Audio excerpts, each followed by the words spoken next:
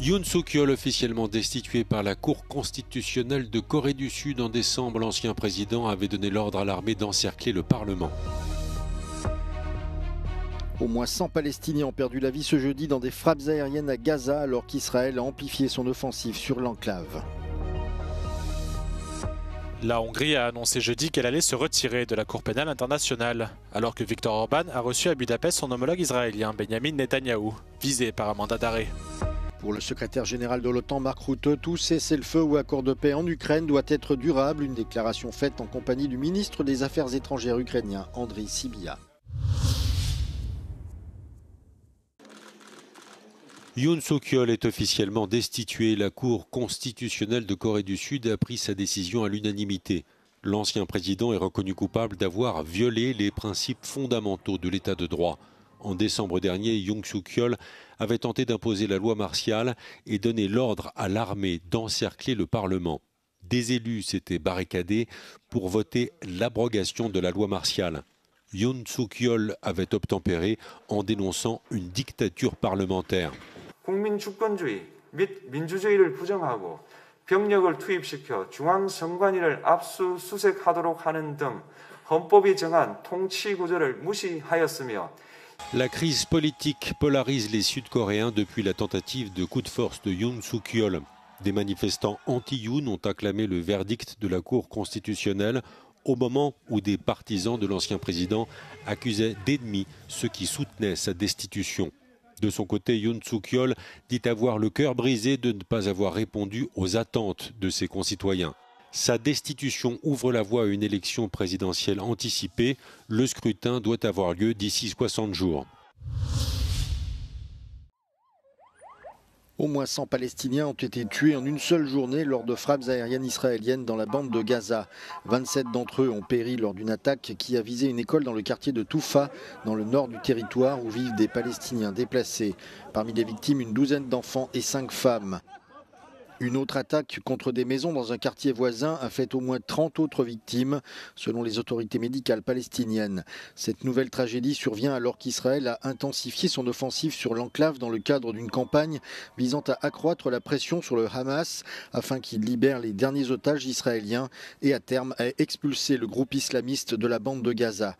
Volker Türk, le haut-commissaire aux droits de l'homme aux Nations Unies, a exprimé son inquiétude face à la recrudescence de la violence. Since 1 March, Israeli military operations have killed more than 1,200 Palestinians, including at least 320 children, according to the Ministry of Health in Gaza. And bombardments continue of residential buildings, tents, hospitals and schools, including places where Palestinians have been ordered to move. There was no let-up, even as Palestinian families celebrated Eid. Le porte-parole de l'armée israélienne a déclaré avoir frappé plus de 600 cibles à Gaza, éliminant plus de 250 membres du Hamas depuis la reprise des combats. Le Hamas a condamné ces attaques et les a qualifiées de massacres odieux de civils innocents. Les Nations Unies exigent la cessation immédiate des hostilités et exhortent toutes les parties concernées à travailler ensemble pour rétablir immédiatement le cessez-le-feu et éviter de nouvelles souffrances au peuple palestinien.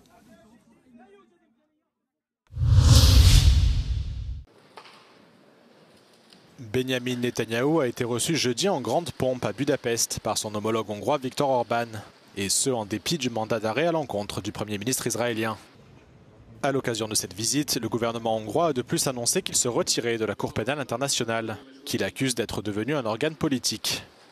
Une décision saluée par Benjamin Netanyahou. You stand with us at the EU. You stand with us at the UN. And you've just taken a bold and principled position on the ICC, and I thank you, Victor. This is not only important for us, it's important for all democracies. It's important to stand up to this corrupt organization. Viktor Orban a profité de l'occasion pour se poser en défenseur de la communauté juive en Hongrie. Magyarország az elmúlt években szabadságszigete volt Európában, és a zsidó-keresztény civilizáció elszánt őre és zászlóvivője is. A sajtónak mondom, hogy a magyar zsidó közösség lélekszámát tekintve Európa harmadik legnagyobb zsidó közössége. És biztosan állíthatom, hogy ma ők vannak egész Európában a legnagyobb biztonságban. Avant la conférence de presse, Benyamin Netanyahou a été reçu avec les honneurs militaires au château de Bouddha. L'année dernière, la Cour pénale internationale a lancé un mandat d'arrêt à son encontre pour des crimes de guerre présumés à Gaza. La CPI l'accuse, ainsi que son ancien ministre de la Défense Yoav Gallant, d'avoir utilisé la famine comme méthode de guerre et d'avoir intentionnellement pris pour cible des civils palestiniens. Quant à la décision du gouvernement hongrois de se retirer de la CPI, la Cour de La Haye affirme que la Hongrie reste tenue de coopérer jusqu'à la fin de sa procédure de retrait, qui dure généralement 1 an. Tout cessez-le-feu ou accord de paix en Ukraine devrait être durable. Ce sont les mots du secrétaire général de l'OTAN, Mark Rutte. Ce dernier a tenu ses propos lors d'une conférence de presse conjointe avec le plus haut diplomate ukrainien, Andriy Sybiha, alors que les ministres des Affaires étrangères de l'OTAN se réunissent au siège de l'Alliance Atlantique à Bruxelles. Mark Rutte a insisté sur la nécessité de soutenir l'Ukraine pour mettre fin à ce qu'il a appelé un conflit mondial. Il a ajouté que l'issue de cette guerre déterminera la stabilité et la sécurité future d'autres régions comme l'Indo-Pacifique. Is an audience of one, which will be judging the outcome of this war, and that is the first secretary of the Communist Party of China, Mr. Xi Jinping. And he will be watching who comes out on top. Is it Russia or the West? And that will also inform him in his next steps in the Indo-Pacific. I have no doubts. De son côté, Andriy Sybiha a réaffirmé l'engagement de son pays en faveur de la paix et a fait remarquer qu'il fallait exercer davantage de pression sur la Russie pour qu'elle accepte de mettre fin à la guerre. Russia must get serious about peace. For this, it is time to increase pressure on Moscow. Now is the time for diplomacy, but also pressure and deterrence. While the media attention is on global trade wars, we must not forget there is a real full-scale war going on in Europe. Russia remains an existential threat to Europe. Selon Andriy Sybiha, Kiev a accepté une proposition américaine de cessez-le-feu total et inconditionnel, ce que Vladimir Poutine n'a pas fait. Le plus haut diplomate ukrainien s'apprête à tenir des entretiens bilatéraux avec ses partenaires et alliés afin d'explorer les moyens de mettre un terme au combat dans son pays. The first EU Central Asia Summit kicked off in this impressive Congress Center in Samarkand, Uzbekistan, with bilateral talks. EU leaders Antonio Costa and Ursula von der Leyen met with the host country leader, President of Uzbekistan, and they discussed different projects for the future cooperation on climate and economy. L'Union européenne et l'Ouzbékistan espèrent signer un accord de partenariat et de coopération renforcée dans le courant de l'année. The sides agreed to promote joint programs and cooperation projects in the fields of innovation, green energy, mining, agriculture, transport, logistics, digitalization and other areas. L'Union européenne dit vouloir faire passer à un niveau supérieur ses relations avec ce bloc qui regroupe l'Ouzbékistan, le Kazakhstan, le Kirghizistan, le Tadjikistan et le Turkménistan. La Russie considère ces ex-républiques soviétiques comme son précaré et au printemps dernier, Vladimir Poutine avait accusé les Américains et les Européens d'essayer de perturber les liens de Moscou avec la région. The most important development of today was that all of the leaders who arrived into this city, so 5 Central Asian countries and the 2 EU leaders, agreed on the joint declaration. This will say that the 2 blocs want a strategic cooperation, a strategic partnership. They want to have good political ties and also very strong business ties. Europe is especially interested in this cooperation because of the booming economy of this region and also because of the raw materials here, especially rare earths. En échange des matières premières, les 5 républiques d'Asie centrale espèrent notamment obtenir de l'UE des technologies de pointe que la Russie ou la Chine ne peuvent lui fournir. L'Union européenne est pour l'heure le premier investisseur de la région. So the summit will continue with a joint session with all of the leaders participating.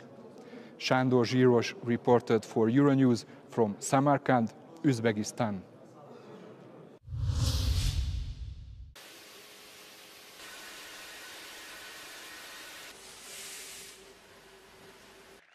Alors que Donald Trump vient de lancer une salve de mesures douanières sur la quasi-totalité des pays du monde, laissant présager de lourdes conséquences pour de nombreuses entreprises, l'industrie pharmaceutique est pour l'heure épargnée.